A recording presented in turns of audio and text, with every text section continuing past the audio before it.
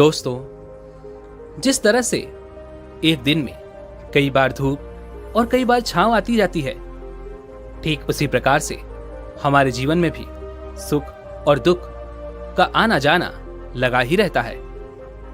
लेकिन हमारा ध्यान केवल दुखों पर होता है और हमें ऐसा प्रतीत होता है कि हमारे जीवन में केवल दुख ही हैं। लेकिन अगर वास्तविकता देखी जाए तो हमें यह पता चलेगा कि वास्तविक तौर पर हमारे जीवन में केवल एक ही दुख है। लेकिन वो कौन सा दुख है जिसके कारण हम हमेशा दुखी रहते हैं, परेशान रहते हैं, चिंतित रहते हैं? वो एकमात्र दुख क्या है?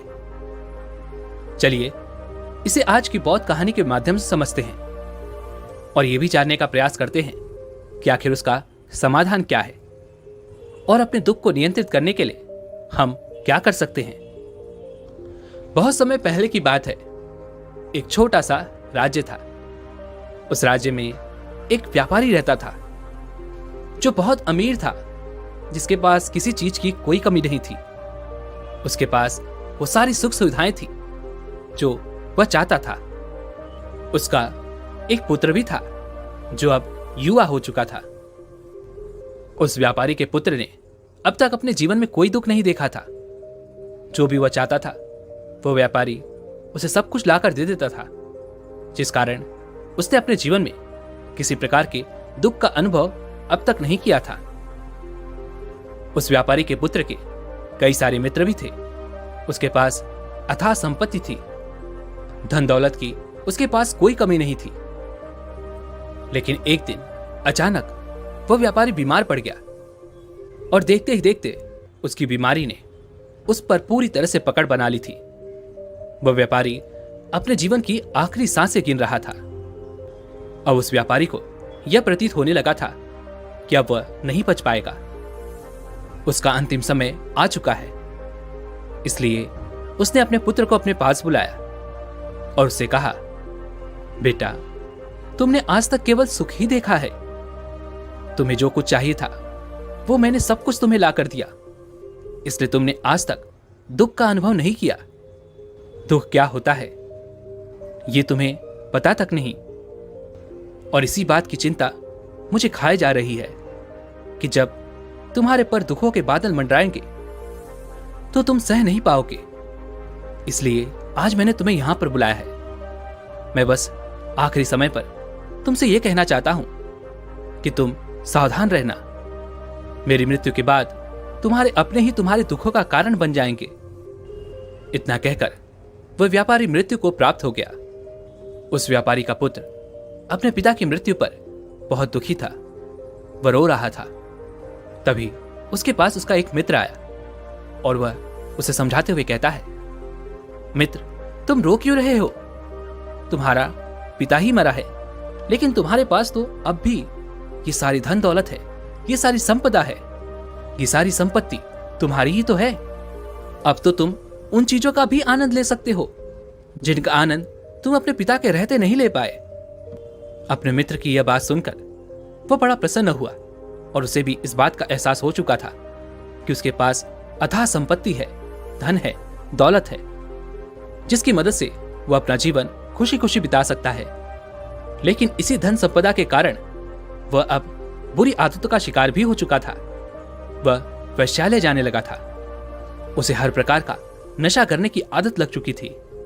जहां उसका मन करता वो वहां चला जाता। जब भी उसका मन करता वो किसी को भी अपने घर बुला लेता, फिर चाहे दिन हो या रात। जो भी उसका मन करता वो खरीद लेता, क्योंकि उसके पास अथाह संपत्ति थी। और तो और उसके पिता का सारा व्यापार भी अब उसी के हाथों में था और अब वो बहुत खुश था। वो अपने जीवन को अपनी मर्जी के हिसाब से जी रहा था। एक दिन उसके मन में ख्याल आया कि पिता ने मुझे बेवजह ही डरा दिया कि लोग मेरा फायदा उठाएंगे, मेरे दुश्मन बन जाएंगे, मेरे दुखों का कारण बन जाएंगे। लेकिन अब तो मैं और भी मजे से जी रहा हूं। मेरे सुख के दिन तो अब आए हैं। मैं आज तक जो नहीं कर पाया था वो सब करने में अब मैं सक्षम हूं। यह सब सोचकर उसकी खुशी का कोई ठिकाना नहीं था। वो बहुत खुश था। तभी एक दिन उस राज्य में एक बहुत बड़ा मंदिर का निर्माण हो रहा था और उस मंदिर के निर्माण के समय पर एक घोषणा करवाई गई कि जो भी इस मंदिर के लिए सबसे अधिक दान देगा उसका नाम उस मंदिर के एक पत्थर पर स्वर्ण अक्षरों में लिखा जाएगा। जब उसके मित्र ने यह बात सुनी तो वह दौड़ा दौड़ा उसके पास आया और उसे सारी बात बता दी। तब उस व्यापारी के पुत्र ने यह तय किया कि वह मंदिर को सबसे बड़ा दान देगा और उसने ऐसा ही किया और साथ ही यह भी निश्चित हो गया कि उसका नाम उस मंदिर के एक पत्थर पर स्वर्ण अक्षरों में लिखा जाएगा। लेकिन जब वह दान देकर वापस घर की ओर लौट रहा था तो रास्ते में उसे एक साधु मिले जो भोजन की याचना कर रहे थे। इस पर वह घमंडी व्यापारी का पुत्र कहता है, तुम जैसे लोग केवल 2 वक्त की रोटी के लिए हमेशा चिल्लाते रहते हो। पता नहीं तुम लोग कहां से आ जाते हो और भगवान तुम लोगों को पैदा ही क्यों करता है। तुम लोग गंदगी हो, तुम लोग दुख हो, तुम्हें जीने का कोई हक नहीं। केवल अपना पेट भरने के लिए 2 वक्त की रोटी के लिए तुम किसी के सामने भी झुक जाते हो। यदि झुकना ही है तो उस ईश्वर के सामने झुको, शायद वह तुम्हारी गलतियों को माफ कर दे और तुम्हें एक अच्छा जीवन प्रदान करे। हो सकता है वह तुम्हें भोजन भी दे दे। वो लड़का उन साधु को खरी खोटी सुनाकर वहां से चला गया। धीरे धीरे उस लड़के के पास उसके मित्रों, सहयोगियों और रिश्तेदारों की संख्या बढ़ने लगी। अब हर कोई उससे बिना पूछे कोई काम नहीं करता था।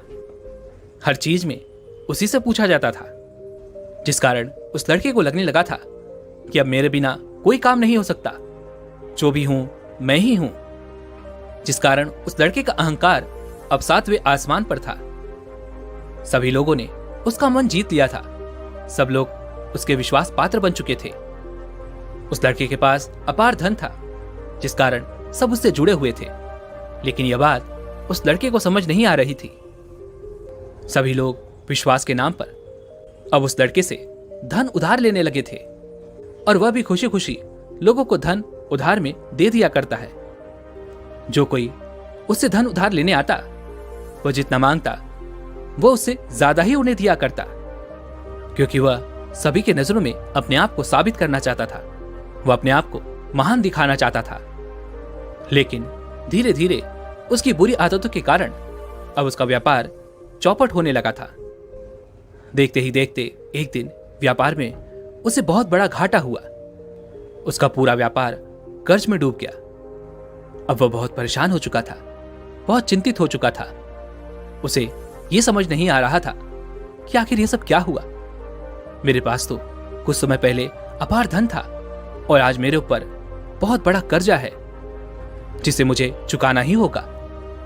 तभी उसे वो उधार दिया हुआ धन याद आया जो उसने अपने मित्रों और सहयोगियों को दिया था, अपने रिश्तेदारों को दिया था।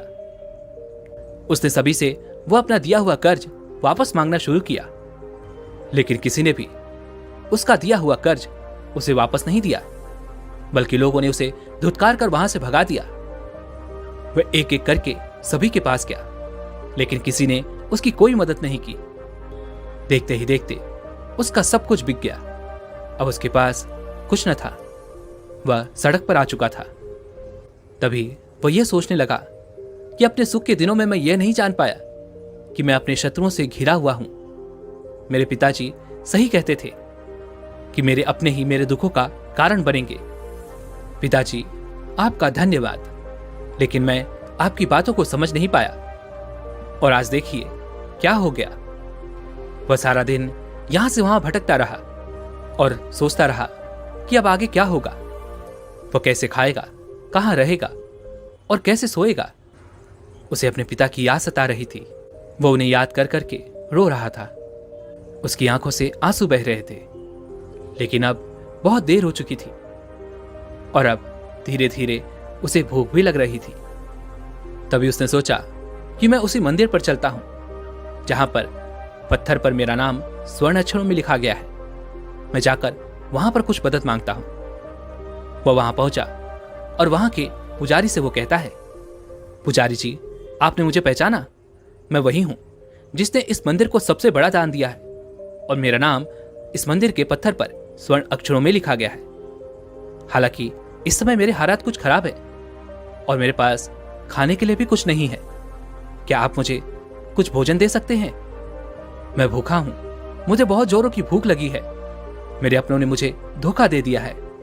क्या आप मुझे कुछ भोजन दे सकते हैं? तभी वो पुजारी कहता है, भिखारियों को भोजन इस मंदिर के बाहर दिया जाता है, मंदिर के अंदर नहीं। जाओ और जाकर बाहर बैठ जाओ। और रही बात तुम्हारे नाम की, तो भिखारियों का नाम मंदिर के पत्थर पर स्वर्ण अक्षरों में नहीं लिखा जाता।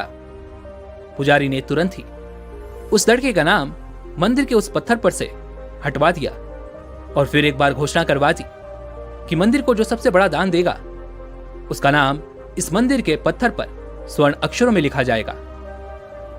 यह सब देखकर वो लड़का बड़ा हैरान था, बड़ा अचरज में था। वह मन ही मन रो रहा था और सोच रहा था कि यह जीवन कितना दुखदाई है, ये जीवन बहुत छोटा है। अब मैंने जान लिया कि पत्थर पर लिखा हुआ नाम भी मिटाया जा सकता है, और यदि पत्थर पर लिखा हुआ नाम मिटाया जा सकता है तो इस जीवन का क्या मोल? यह जीवन भी कभी भी समाप्त हो सकता है। उस लड़के को जोरों की भूख लगी थी। वो मंदिर के बाहर जाकर एक कोने में बैठ गया। लोग आते रहे और भिखारी को कुछ न कुछ दान देते रहे, लेकिन वह लड़का, उसकी हिम्मत ही नहीं हो रही थी कि वह भीख मांग सके, और ना ही वह उन भिखारियों में बैठना चाहता था। देखते ही देखते दोपहर से रात का समय हो चुका था, लेकिन अब तक उसे कुछ भी ना मिला था। लेकिन उसकी भूख बढ़ती चली जा रही थी और उसे जोरों की भूख लगी थी। पहली बार उसने अपनी भूख को जाना था, अपने पेट की इस आग के बारे में जाना था, और इस भूख के कारण वो इतना परेशान हो चुका था कि उसने तय किया कि वह मंदिर से ही कुछ चुरा लेगा और उसे खाकर अपना पेट भर लेगा। जैसे ही वो वहां से उठता है, तभी वह साधु वहां पर आ जाते हैं, जिसे उस लड़के ने बहुत खरी खोटी सुनाई थी। वह साधु उस लड़के के पास आकर कहते हैं, बेटा, हम पहले भी मिल चुके हैं। वह साधु भिक्षाटन से वापस लौट रहे थे। उन्होंने कुछ भोजन उसे देते हुए कहा, ये लो, खा लो, तुम्हें जोरों की भूख लगी होगी। मैं तुम्हें जानता हूं, मैं समझता हूं कि ये हालात तुम्हें जबरदस्ती झुकाना चाहते हैं, लेकिन तुम लोगों के सामने झुकना नहीं चाहते। लेकिन अगर तुम लोगों के सामने झुकोगे नहीं तो तुम्हें भोजन भी नहीं मिलेगा। आज तो मैंने तुम्हें भोजन दे दिया है, जिससे तुम्हारी भूख मिट जाएगी, लेकिन यह भूख रोज लगेगी।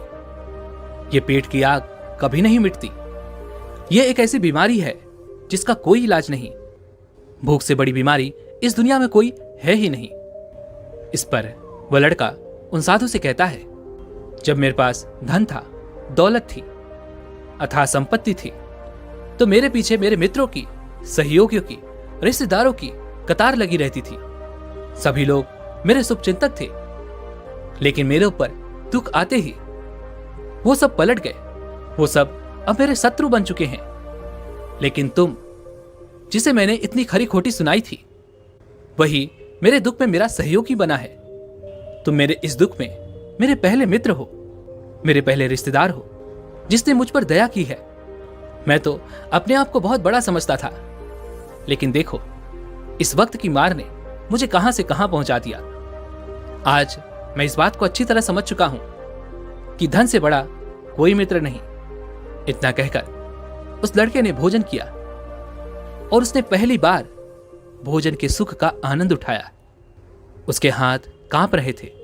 वो जल्दी जल्दी उस भोजन को समाप्त करना चाहता था, जल्दी जल्दी उसे चबा लेना चाहता था, और उसकी आंखों से झरझर आंसू भी बह रहे थे।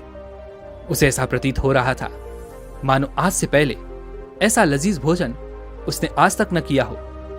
भोजन करते वक्त जो अनुभव उसे प्राप्त हुआ, ऐसा अनुभव उसे आज तक नहीं मिला था। तभी वह उस साधु से कहता है, ये कैसा सुख है, मैं इस दुख में भी इस भोजन के सुख का अनुभव कर पा रहा हूं। तभी वह साधु कहते हैं, जहां तृप्ति होती है वहां सुख का अनुभव होता है, लेकिन सावधान, तृप्ति बहुत खतरनाक भी होती है। जब यह तृप्ति हमारी आवश्यकताओं, हमारी इच्छाओं से ऊपर उठ जाती है, तब यह दुख के दर्शन भी हमें कराती है। आज जो भोजन तुम कर रहे हो, ऐसा भोजन यदि तुम्हें पहले प्राप्त होता तो तुम इसे छूते तक नहीं, लेकिन आज इसी भोजन को करके तुम्हें तृप्ति मिल रही है। लेकिन जब तुम्हारे पास धन था, दौलत थी, तब तुमने इससे भी अच्छा भोजन किया होगा, लेकिन तब तुम्हें तृप्ति नहीं मिली होगी, वह सुख प्राप्त नहीं हुआ होगा जो तुम आज अनुभव कर रहे हो। लेकिन सावधान, अगर ऐसा ही भोजन तुम्हें रोज मिलता रहे तो तुम और भी अच्छे भोजन की कामना करने लगोगे, और इसी कामना की तृप्ति के लिए तुम्हारे मन में दुख पैदा होगा। और जब तुम अपने मन की इस कामना की तृप्ति कर दोगे तो तुम्हें सुख भी प्राप्त होगा, लेकिन यह सुख आएगा और चला जाएगा। और जब तुम्हारे जीवन में इसी प्रकार के भोजन हमेशा आते रहेंगे और जाते रहेंगे तो तुम किसी और कामना, किसी और इच्छा की ओर आगे बढ़ने लगोगे। तब तुम किसी और इच्छा की पूर्ति करना चाहोगे, तुम किसी और इच्छा की तृप्ति करना चाहोगे, और जब वो इच्छा पूरी नहीं होगी, जब तुम्हें तृप्ति नहीं मिलेगी, तो तुम्हें दुख होगा, तकलीफ होगी, पीड़ा होगी, और यह श्रृंखला ऐसे ही आगे बढ़ती चली जाएगी। तुम हमेशा सुख के पीछे भागोगे, लेकिन दुख तुम्हारे पीछे यूं ही भागता रहेगा। तुम सुख को पकड़ना चाहोगे, दुख तुम्हें पकड़ना चाहेगा। इसी प्रकार यह प्रक्रिया यूं ही निरंतर चलती रहेगी।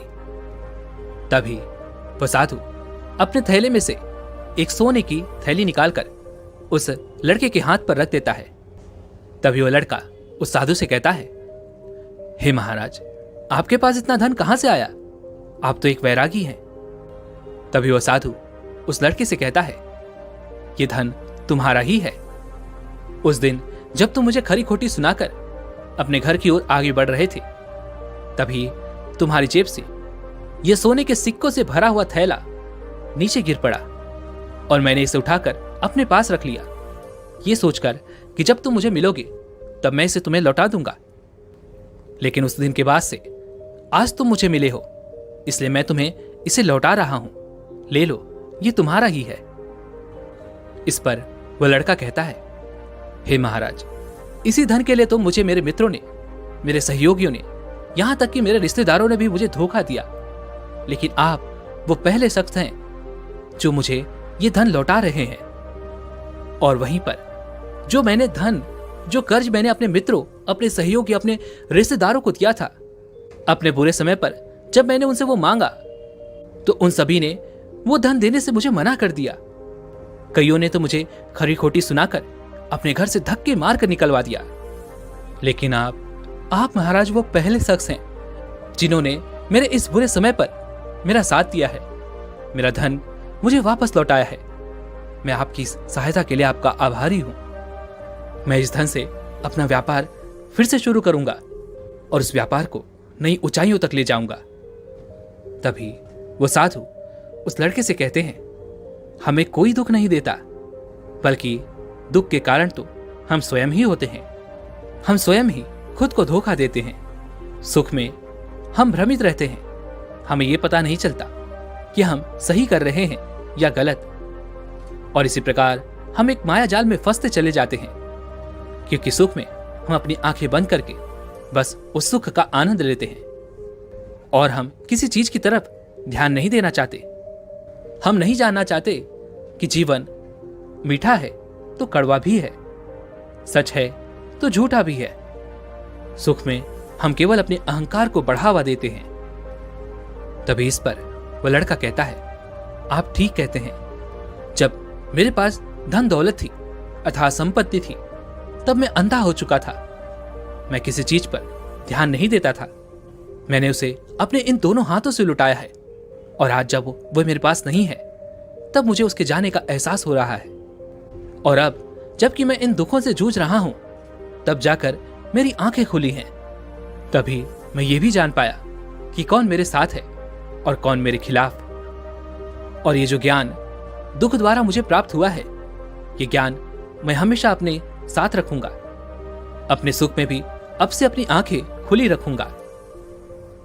दोस्तों, मानव शरीर में बहुत ऊर्जा है, बहुत शक्ति है, पर हम उन्हें बेकार की चीजों में यूं ही व्यर्थ कर देते हैं, बेकार के कामों में लगा देते हैं, जिससे हमारा पूरा जीवन यूं ही व्यर्थ हो जाता है। हम में से अधिकांश लोग हमेशा अपने आप को कोसते होंगे, उस ऊपर वाले को यह दोष देते होंगे कि आखिर मैं इतना दुखी क्यों हूं। और हमें से अधिकांश लोगों के मन में यह सवाल तो उठता ही होगा, पर इसका जवाब बड़ा सीधा और सरल है, क्योंकि वो परमात्मा चाहता है कि हम उस दुख का अनुभव करें। वो परमात्मा हमें उस परम दुख तक ले जाना चाहते हैं, जहां पर हमें यह पता चल सके कि इंसानी आत्मा का असली दुख क्या है। और वह दुख है अपने आप को ना पहचान पाना, अपनी शक्तियों को ना पहचान पाना, अपने आप को ना जान पाना, अपने आप को इकट्ठा ना कर पाना, अपने आप को नियंत्रित ना कर पाना। हमारे जीवन में केवल एकमात्र यही दुख है, क्योंकि हम अपने आप पर कभी ध्यान नहीं देते, अपने आप को एकत्रित करने का कभी प्रयास तक नहीं करते। लेकिन इस दुख को ना देखकर हम बाकी के इधर उधर के दुख को देखकर हमेशा चिंतित रहते हैं, परेशान रहते हैं और अपना पूरा ध्यान उन्हीं दुखों पर लगाए रहते हैं। लेकिन जो वास्तविक दुख है, इस पर हमारा ध्यान कभी जाता ही नहीं। लेकिन वास्तविकता तो यही है कि जब भी हमारे जीवन में कोई दुख आता है तो हमारा ध्यान खुद पर होना चाहिए कि आखिर मैं दुखी क्यों हूं, मैं क्या हूं, मैं क्यों हूं। और जब ये एकमात्र दुख आपके जीवन में आपको नजर आने लगता है, तब आप ध्यान की तरफ आगे बढ़ने लगते हैं। आप अपने आप को खोजने की तरफ आगे बढ़ने लगते हैं, और तब आपके सामने कोई भी समस्या बड़ी नहीं रह जाती। आप किसी भी बड़ी से बड़ी समस्या का समाधान सरलतापूर्वक कर सकते हैं। इसलिए खुद को जानिए, खुद को पहचानिए, क्योंकि जो शक्ति, जो क्षमता आपके भीतर है, वो किसी और के पास नहीं है। आप उस परम शक्ति का एक रूप हैं। आप अपनी शक्ति को पहचानिए, जानिए आप कौन हैं, क्या हैं। उसके बाद आपके सामने किसी प्रकार का भी दुख टिक नहीं पाएगा और आप हर परिस्थिति में खुश रहना सीख जाएंगे। दोस्तों, उम्मीद है कि आपने आज की इस वीडियो से जरूर कुछ न कुछ सीखा होगा। तो इस वीडियो को लाइक और अपने दोस्तों के साथ शेयर करना ना भूलें, और हमें ऐसे ही सपोर्ट करने के लिए चैनल को सब्सक्राइब और घंटी बटन को जरूर दबा दें। तो चलिए मिलते हैं इसी एक और वीडियो में। तब तक के लिए अपना ख्याल रखें। धन्यवाद।